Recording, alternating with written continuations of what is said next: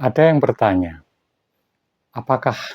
adakah makanan yang mempengaruhi kecepatan atau proses untuk menjadi tercerahkan? Saya kemudian mulai mengamati.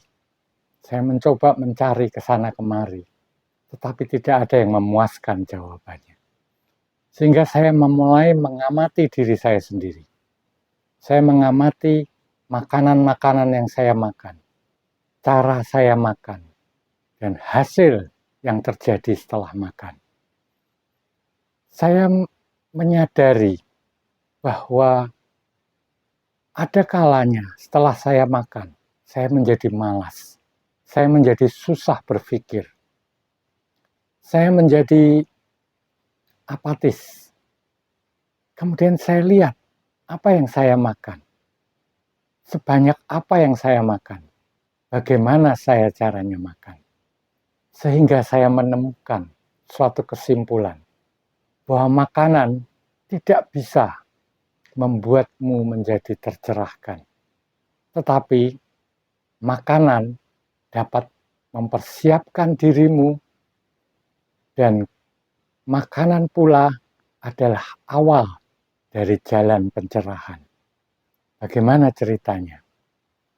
Setiap kali kita makan, kita hanya tahu bahwa kita memasukkan nutrisi-nutrisi ke dalam tubuh kita yang kemudian membentuk tubuh kita. Tetapi sebetulnya makan adalah lebih dari itu. Cara kita makan, bagaimana kesadaran kita, bagaimana kita memisahkan diri kita dengan makanan yang tersedia. Bagaimana kita melihat sikap rakus kita terhadap makanan. Mungkin kita mau makan dalam kondisi lapar, sehingga kita hanya memikirkan rasa lapar itu dan makan secepat mungkin untuk menjadi kenyang. Ternyata makan yang benar adalah makan yang ringan, makan yang secukupnya, makan yang tidak membuatmu tetap lapar, tapi juga tidak menjadi terlalu kenyang.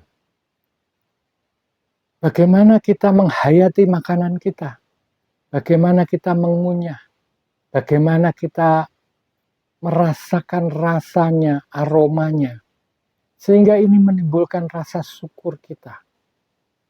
Bagaimana kita hadir pada saat kita makan. Kita melihat perasaan-perasaan yang timbul dari pikiran kita dan perasaan kita. Bagaimana sikap tubuh kita. Apakah kita menghargai makanan yang kita dapat, atau justru kita memaki makanan karena kurang enak rasanya menurut kita. Jadi makanan itu tidak akan membuat kita tercerahkan, tetapi cara kita makan dengan menghadirkan kesadaran, membuat jarak antara diri kita dan makanan, sehingga kesadaran bisa masuk ke dalam celah yang kita buat antara diri kita dan makanan. Bagaimana kita menghargainya, bagaimana kita mensyukurinya, dan bagaimana kita menghilangkan sikap keserakahan kita. Itulah yang membuat makanan menjadi lain.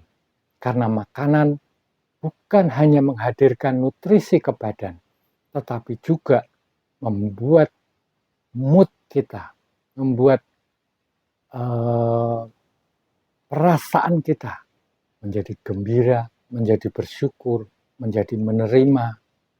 Ini semua adalah makanan bagi keseluruhan tubuh kita, bukan hanya tubuh fisik.